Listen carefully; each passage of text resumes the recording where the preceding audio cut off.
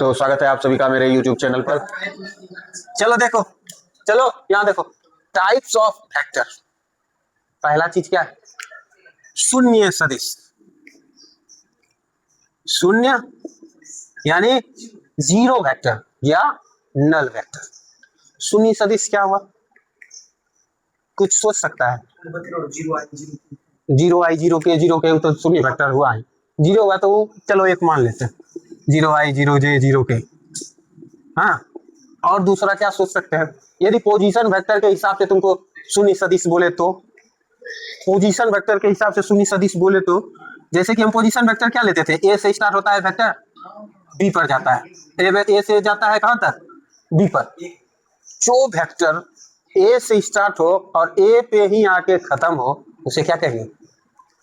Initial point और final point एक ही हो, उसे क्या कहेंगे?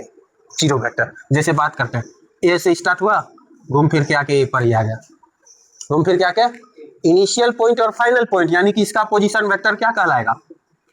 ए। Position vector, position vector B, position vector, ये सब क्या कहलाएगा? जीरो। ये सब क्या कहलाएगा? Zero, zero vector. समझ में आ गया कुछ? ठीक है। अब बात करते हैं मात्रक सदिश। मात्रक का हमको पता ही था रे, मात्रक हम पढ़ चुके हैं रे। मात्रक मतलब क्या? Unit vector. मात्रक मतलब क्या? Unit vector. यूनिट वेक्टर मतलब क्या? एक क्या? वेक्टर ए बाय मॉड ए। ये सब चीज तो हम पढ़ चुके हैं। अब यूनिट वेक्टर है क्या, उसके बारे में बात करते हैं। जिसका परिमाण इकाई हो, जिसका परिमाण इकाई हो, क्या कहलाएगा? Unit vector. क्या कहलाएगा? मॉड ऑफ ए यदि 1 हुआ तो क्या कहलाएगा? Unit vector. Mod of A B, position vector of A B, हाँ, मॉड ऑफ ए बी यदि 1 हुआ तो क्या कहलाएगा? Unit vector. समझ में आया? समझ में आया? देखो कह रहा है एक सदिश जिसका परिमाण एक मात्रक सदिश हो, यानी कि एक इकाई हो, वो क्या कहलाएगा? Unit vector. यूनिट वेक्टर को हम किससे डिनोट करते हैं? ए कैप से। किससे डिनोट करते हैं? ए कैप से। जो इसके बारे में हम पढ़ा चुके हैं, जिसका ए कैप बराबर क्या होगा? वेक्टर ए बाय मॉड ए। दो चीज क्लियर? चलो, दो चीज क्लियर। कोइनिशियल वेक्टर क्या पढ़ेंगे?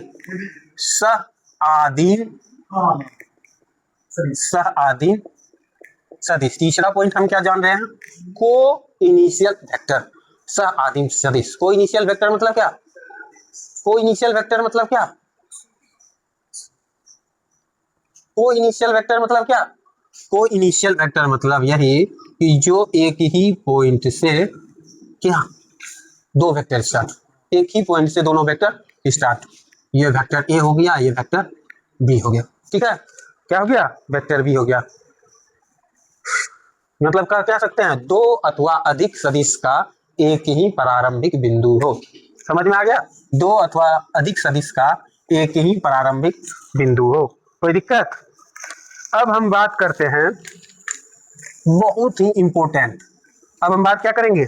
बहुत ही इंपॉर्टेंट कोलिनियर, जो कि तुम्हारा, जो कि तुमको यूज होगा। Collinear vector. कोलिनियर मतलब संरेख सदिश। मतलब क्या? ये नोट कर लेना, क्योंकि ये बहुत ही इंपॉर्टेंट बात है। जो कि दो अथवा अधिक सदिश एक ही रेखा के समांतर हो। दो अथवा अधिक सदिश, एक मान लेते हैं वेक्टर ए है, एक मान लेते हैं वेक्टर बी है।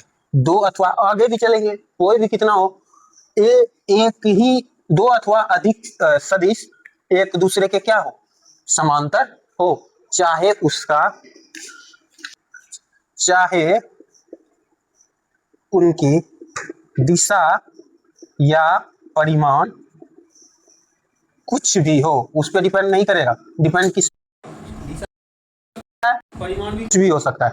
डिपेंड किस पे करेगा? दोनों एक दूसरे के समांतर हो। दोनों एक दूसरे के समांतर हो। विपरीत भी हो सकती है। जैसे वेक्टर ए इधर जा रही है और वेक्टर बी इधर, ये दोनों एक दूसरे के समांतर है, कोलिनियर कहलाएगा।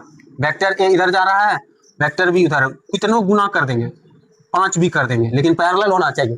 पैरेलल होना चाहिए, दिशा उल्टा होगा, परिमाण कुछ भी हो सकता है। बहुत ही इंपॉर्टेंट पॉइंट है कोलिनियर। कोलिनियर का अर्थ एक और चीज समझो, कोलिनियर का अर्थ है कि एक ही हो, यहाँ कोई ए है, यहाँ बी है, यहाँ सी, जिसमें क्षेत्रफल नहीं बनता हो। जिसमें क्या? एरिया नहीं, ये एरिया बनाएगा कभी? सिंगल लाइन कभी एरिया बनाएगा? एरिया जब भी बनेगा वो क्या बनेगा? जब तक वो चारों तरफ से घिरेगा नहीं तब तक वो एरिया नहीं बनाएगा। तो जो एरिया नहीं बनाएगा वो क्या कॉलिनियर कहलाएगा, जो एक ही लाइन पे होगा। तो कॉलिनियर का 3 बात समझ में आया। एक, कॉलिनियर समझे कि संरेख कॉलिनियर में वेक्टर यानी संरेख सदिश में क्या समझे कि समांतर होगा, परिमाण कुछ भी हो, दिशा कुछ भी हो, लेकिन होना क्या चाहिए? समांतर।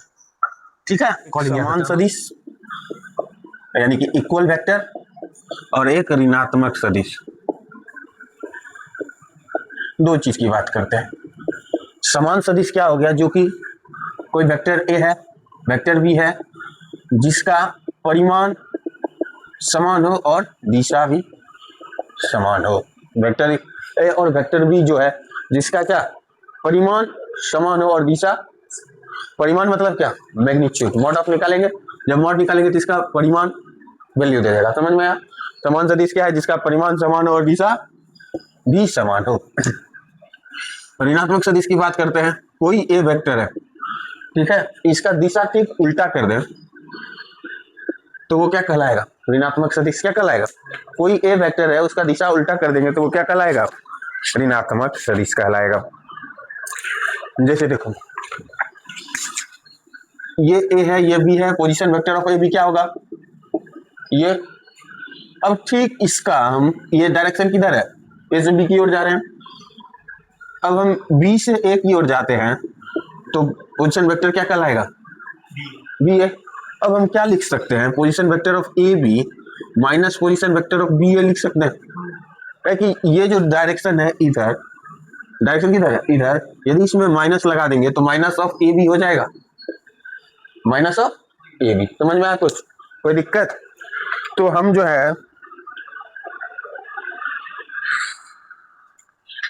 है जान गए एक निगेटिव क्या है? क्या है? जो जिसका दिशा उल्टा हो जाएगा वो क्या होगा? निगेटिव सदिश। ठीक, और क्या? अब इसमें देखो, ये कोई ए वेक्टर है, ये बी वेक्टर। वेक्टर ए का परिमाण वेक्टर बी के परिमाण से क्या हो? बराबर। ठीक है, डायरेक्शन उल्टा हो निगेटिव, डायरेक्शन सेम हो उधर ही परिमाण बराबर हो तो क्या होगा? समान सदिश। कोई दिक्कत? टाइप्स ऑफ प्रकार खत्म। अब हम बात करेंगे सीधा